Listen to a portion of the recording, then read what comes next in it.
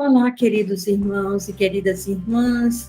Estamos aqui para refletir sobre os textos da liturgia do quarto domingo da Páscoa. As minhas ovelhas me seguem e eu lhes dou a vida eterna.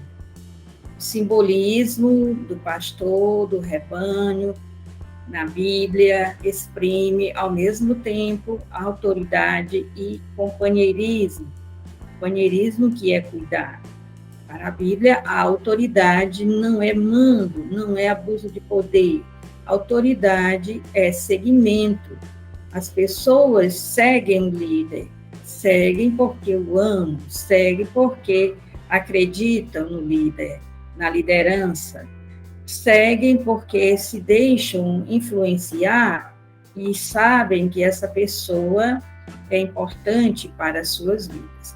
Então, nós temos aí já de cara, uma orientação para a nossa vida de hoje, não é exatamente mandar que faz uma pessoa ser líder, mas ela tem um papel forte na vida dos outros, e por isso os outros livremente seguem. Então, essa autoridade se fundamenta num relacionamento afetivo. Aí há um conhecimento mútuo que os textos vão declarar. E é baseando-se nesses momentos cotidianos do dia a dia da terra de Israel naquela época, que a Bíblia vai comparar o relacionamento de Deus com o povo de Israel como sendo o relacionamento de um pastor com seu rebanho. No Novo Testamento, Jesus vai fazer o papel do pastor e a comunidade dos seguidores e seguidoras de Jesus vão fazer o papel do rebanho. Deixando bem claro que o fato da Bíblia nos comparar com o rebanho não quer dizer que somos passivos e que não podemos decidir a nossa vida. Não significa que não somos protagonistas. Não, porque a própria participação nesse rebanho já é uma decisão pessoal, é uma adesão de vida, mesmo. Então, na primeira leitura, que é tirada do livro do Atos dos Apóstolos, nós temos a primeira viagem missionária de Paulo, quando ele chega em Antioquia da Psídia, uma cidade que ficava ali na Ásia Menor, que hoje é a região da Turquia. Então, o texto afirma que uma grande multidão se reuniu para ouvir o que Paulo tinha a dizer. Paulo lhes anunciava o evangelho. E que a liderança ali da cidade, os adversários de Paulo, ficaram com inveja dele ter essa influência toda, né? Digamos assim, falar uma palavra atual, uma influência grande sobre a multidão, que se deixava conduzir, ouvir e gostava do que ele dizia. Então, o que acontece? Ali, naquele momento, é um momento em que, de modo decidido, Paulo se dirige àquelas pessoas que não vieram do judaísmo. A princípio, a comunidade cristã entendeu que o evangelho deveria ser só para os judeus, anunciado só aos judeus. Mas, com o passar do tempo, foi discernido que não, que o evangelho era para todas as nações. E entendiam que isso era a vontade de Jesus.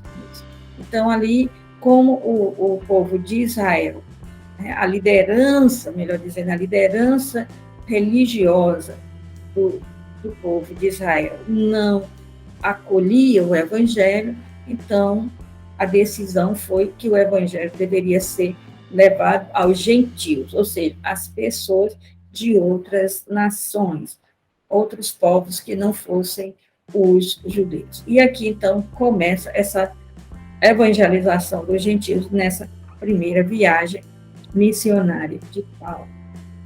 Tá? Então, o texto deixa bem claro que se dirigiram primeiro aos judeus, como não foram acolhidos, foram se dirigir às pessoas das outras nações, certo?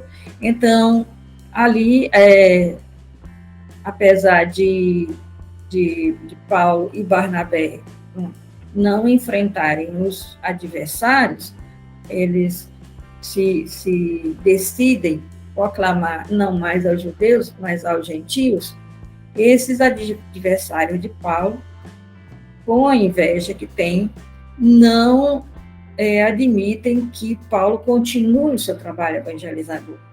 Então, eles se dirigem a mulheres ricas da alta sociedade, que tinham influência sobre os magistrados, sobre os líderes que conduziam a cidade de Antioquia da Pisídia, e os induzem a expulsar Paulo e Barnabé. Bom, então, Paulo e Barnabé têm que sair da cidade e eles batem o pó das sandálias, né, a terra que estava grudada nas sandálias dele, eles batem essa terra para não levar consigo. É um gesto muito significativo, porque esse gesto de tirar o pó das sandálias era feito pelo judeu quando estava voltando para a terra de Israel, quando ia entrar na terra de Israel. Ele não queria levar nos pés terra impura das outras nações que não serviam a Deus. Então, ao entrar naquela terra que era santa, a terra do povo santo, então batiam a poeira das sandálias. Aqui, Paulo e Barnabé batem a poeira da sandália, não porque vão entrar em Israel, não porque a terra de Israel seja santa e as outras terras sejam impuras. Agora, o bater a sandália é para aqueles que têm o coração obstinado e não reconhecem que Jesus é o Messias esperado pelos seus antepassados. Então, aqui, o impuro agora não é o membro de outra nação, o impuro agora é aquele que rejeita o anúncio do Evangelho por Paulo e Barnabé, tá certo? Então, aqui mostra que os gentios foram acolhidos no rebanho que antes era composto só pelos descendentes de Abraão. Agora, pessoas de qualquer nação podem e devem aderir ao Evangelho. E nós devemos ir a todas as pessoas anunciar o Evangelho, principalmente com o testemunho, com o serviço, com o cuidado ao outro, com a ajuda ao outro, com a acolhida ao outro. E a segunda leitura, nós temos um texto retirado do Apocalipse. E aqui, João, o autor do Apocalipse, vê uma grande multidão diante do trono do Cordeiro. E que coisa interessante, que o pastor aqui é um cordeiro, é o cordeiro imolado, que está vivo, é Jesus Cristo. E essa multidão tem as vestes brancas alvejadas no sangue do cordeiro, ou seja, é uma multidão de pessoas que foram purificadas através da oferta da vida de Jesus. Jesus ofertou a sua vida inteira, tudo que viveu, tudo que foi, tudo que experimentou, né? Todos os seus sentimentos, todas as pessoas com quem conviveu, com quem encontrou, toda a vida de Jesus é ofertada na cruz no momento em que lhe tiram a vida, é o momento que ele livremente a entrega e entrega com tudo que ele experimentou. Agora, não é que nós tivemos essa dimensão aqui do Apocalipse, nós vimos que foi por causa da fidelidade dessa multidão que segue esse cordeiro imolado. Foi porque essa multidão não se deixou contaminar pelas ideologias da política romana, da sociedade. Né? Foi porque essa multidão não se deixou contaminar pelas ideologias de sua época, que é uma multidão de vestes brancas. E isso nos chama atenção para que a gente realmente reconheça na nossa época aquilo que é contrário ao Evangelho de Jesus. Não contrário a que líder A ou B está dizendo, mas contrário ao Evangelho de Jesus, que a gente não se deixe, não faça uma adesão a nenhum tipo de ideologia que nos tire do foco do Evangelho, porque essa multidão que está aí que tem suas vestes brancas alvejadas no sangue do Cordeiro, essa multidão fiel, né? É uma multidão que deu a vida, que preferiu morrer do que trair a palavra de Jesus, trair Jesus. Então, a ela é dado a comer o fruto da árvore da vida, que lá no Gênesis é proibido ao ser humano. Aqui, a vida eterna nos foi dada por esse cordeiro imolado, né? Então, todas essas imagens aí nesse texto do Apocalipse, no seu conjunto, significam que a perseguição e o sofrimento não têm a última palavra na realidade humana. O ser humano é consolado por Deus. Deus enxugará toda a lágrima. Deus cuida de tudo, está cuidando de tudo. As coisas não estão acontecendo por acaso. Deus está no controle de todas as coisas, embora às vezes a gente tenha dificuldade para ver isso. Enfim, chegamos ao Evangelho, capítulo 10 do Evangelho de João, onde Jesus diz que as ovelhas lhe pertencem, ninguém tira as ovelhas que são do seu rebanho.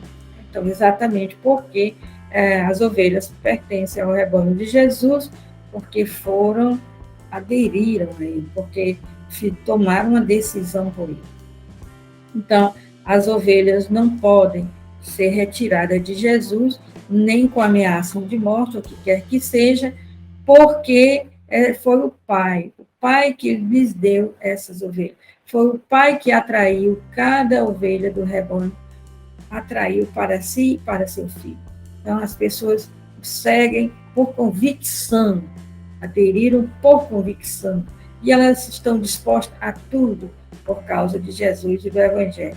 Então, por isso, elas não podem ser retiradas de Jesus por nada que aconteça nesse mundo, que nada que aconteça com ele. Então, elas recebem a vida eterna. Então, o que poderíamos aprender com esses textos de hoje? Somos membros do mesmo rebanho.